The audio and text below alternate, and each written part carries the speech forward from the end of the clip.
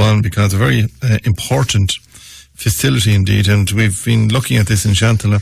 Very important facility, time for us indeed, has been available to families down through the years. We heard a couple of months ago that this was closing, and let me go to Catherine Connolly, who joins me on line 1 today. Deputy Connolly, good morning to you. Richard Martin. Agus tú féin. I'm looking at it. I thought this was resolved locally. Yes, no? No, it was never resolved. The letters went out in January indicating, more than indicating, saying that the service will close at the end of March. And since then we've had a whole series of meetings, and the directors of the service have actively engaged with us. I think we've met every 2 weeks, most of the politicians in Galway West and some from Galway East, with the view to reversing the decision. And in fairness to the directors, they came up with viable options to keep the service open, and so the next step was to meet the minister. Now, last week that was to take place. Unfortunately, the weather changed that, so that meeting has been rescheduled. My difficulty is the users, the families using the service, it's closing at the end of March for all intents and purpose, and they're left in a limbo while we're trying to arrange meetings. Now, certainly the weather did put a spoke in the works last week, and I understand that, but it's just unacceptable that we're now in March and it's about to close at the end of March and no progress has been made on that level, although progress has been made in relation to meetings and actually all of the politicians acting together in relation to the matter.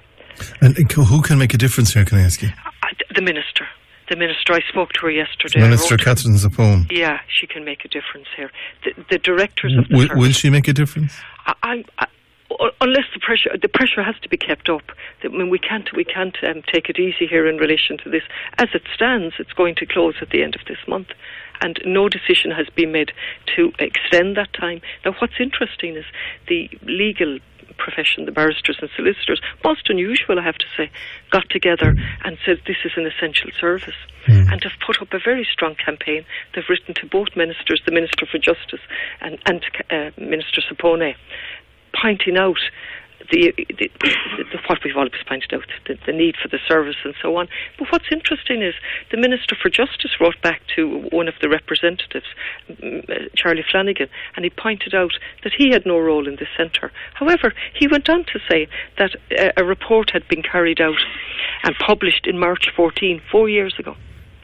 And that looked at a pilot project in Dublin, exactly like this one in the sense, a child contact centre where non-resident parents could meet their children and where the children had a safe and a secure place to meet the non-resident parent. And a detailed report is before me as I talk to you. And it was set up to look at that pilot project and come up with recommendations. It's almost 100 pages. And they absolutely praised the pilot project, pointed out that it was essential, pointed out the way to go forward, and made recommendations, none of which were followed up on. But now what has happened is, he said, a working group will be set up now to progress the general issue, and it will be co-chaired by both departments. So arising from this debacle, they have been spurred into action to set up a working group to look at these type of centres on a national basis. Well, we have one in Galway, so why is it closing? Absolutely. Not only do we have one in Galway, but that one in Galway is referred to in the bibliography in relation to this piece of research in 14, and it's one of the positive pieces that comes out of it. But what I'm saying now, if a working group is set up now, which is okay, it's absolutely premature to allow the service in Galway to close, even on that level. So it should be its life should be extended. We may have Catherine Zappone in the next hour in relation to Tune Mother and Baby, so we will put that to her as well. But she's the one that can make this work.